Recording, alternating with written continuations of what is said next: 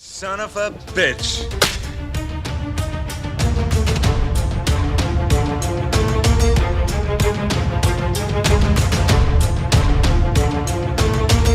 Groovy.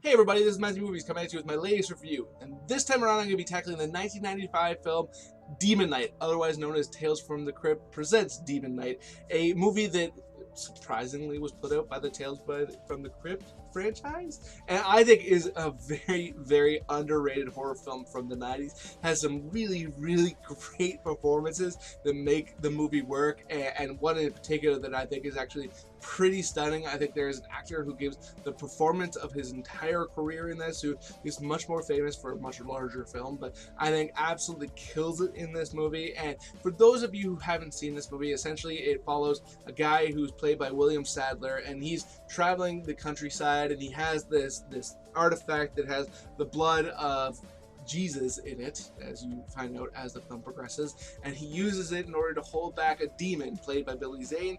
And throughout the movie he is trying to get away from Billy Zane, who is trying to kill him, in order to get that artifact and be able to pour the blood out so that nobody can stop him.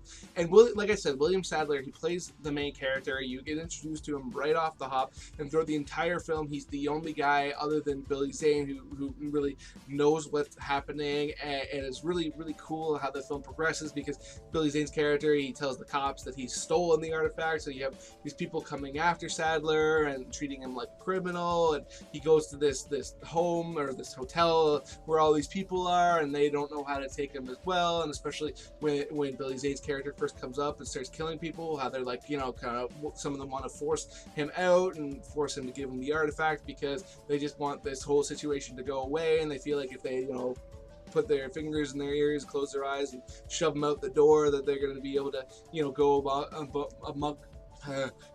along their life like they were before, like nothing ever happened. And whereas you have Sadler, who is the guy who really knows the degree to which the whole world's fate is kind of in the balance here, because Billy Zane, you know, you have no idea what he could be capable of when he has nothing that can hold him back like that. I think it's very, very interesting, and you know, it's a very, very well told character, and William Sadler brings a great deal of gravitas to the role. He's a guy who, you know, he looks like he's been through a lot. He looks like he's lived a complete life, and so when he's kind of put in this situation, you kind of believe it, because he looks like somebody who's been taxed by this situation, and that was absolutely awesome. But for me, like I said before, there's an actor who gives the performance of his life, and for me that's Billy Zane. I mean, he's chewing the scenery in this movie, for no doubt about it. I mean, he absolutely commits to the role, and he seems to really relish being evil in it. And like I said before, he's much more famous for the movie Titanic, but to me, I think he's much more enjoyable in this film, because, you know, he's just as over the top in this movie as he is in Titanic.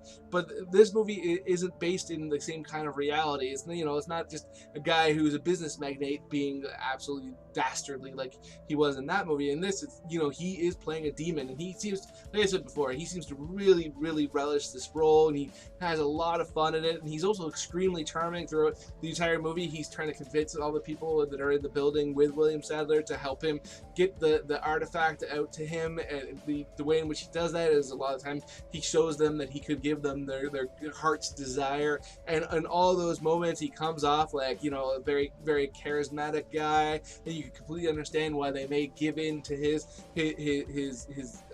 charms, I mean, for the want of a better word, but his offer, and because he gives it to them in a way that, you know, he wraps it up in a bow that makes it seem like, you know, they're not betraying all of humanity, but, you know, as a viewer, of course, you know otherwise. But, you know, I think he absolutely, if Billy Zane wasn't in this movie and he didn't give the performance that he does, I think it would have absolutely fallen apart. But, you know, other than William Sadler and Billy Zane, there are other actors who do a great job in this as well. I mean, Jada Pinkett Smith is probably the next biggest protagonist of the film after Sadler. She's the one who embraces the situation as quickly as Sadler does, almost. And she's very, very tough in this movie. I mean, when Billy Zane tries to seduce her over to his side. You know, there's not really any moments where you feel like she's going to give in to his advances, and she, you know, she carries herself with, she has a lot of walls up and has been through a lot herself. And you know, I thought Jada Pinkett Smith was the perfect actress to play this role, because she does seem to kind of have that very dominant energy in real life and in most of the performances she's given, and I mean, she absolutely knocks it out of the park in that regard in this film. And I thought that was very, very key to this movie's success, and especially as the movie progresses. And you have Thomas Hayden Church, who I think is another actor who does a great job in this movie, and he's pretty much the guy on the inside who is most willing to give up the artifact, and he seems to, you know, he's the guy who wants to make the deal, and he's out for himself. And I thought he did a great job in that role. He comes off as very slimy in some regards, but also, you know, as a viewer, you can also kind of understand the position that he's in and why he would be doing the things he's doing, even though you don't agree. And, you know, all of us can sit there and say that, you know, we'd hope that we'd be on the right side of the situation, but we, having never been put in a position to be trying to ward off a demon, who knows. I thought it was very, he's very, in some regards, almost a little bit cartoonish in the way in which he's willing to deal, but at the same time, it was also kind of relatable, and very, very key to this movie's success as well. And in a supporting role, you have CCH Pounder, who I think is an actress who always brings just such weight to any role that she's given. You know, that's not any kind of burn on her. I mean, like, she carries herself in a manner in which you can just absolutely take her seriously, and I think, you know, she's given a small role in this movie, relatively speaking, but because she's such a talented actress, really is able to rise above that material, and is very key to this movie as well. And then you know, it's a Tales from the Crypt movie, so it's really cool because at the beginning and the end you have these bookends that are the Crypt Keeper, the character that, you know, is from the comics and the show.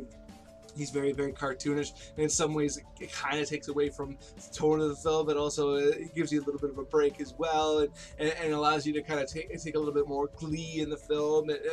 I think it's very, very cool. Overall, I think this movie is very, very effective. There's lots of creepy moments. I mean, where you have demons showing up, and I don't just mean like the demon that Billy Zane's character is, but like the creatures that look like demons that are very cool. And just, to me, this movie just, I think is a hidden gem of the 90s. And so those are my thoughts on Demon Knight. Let me know in the comment section below what you think. If you're a fan of it, if you've never heard of it, if you like Tales from the Crypt, whatever. Other than that, please hit that like button, hit that share button. It makes it much more likely that other people will discover this video, it exists, and come and check it out and let me know what they think, which would be awesome, because I love talking to people about movies. And speaking of which, please, if you haven't done it yet, or you just are new to the channel, please hit subscribe, hit that notification bell. That way you can find out when I put out a new video, and come and let me know what you think. Besides all that though, have yourself a good day.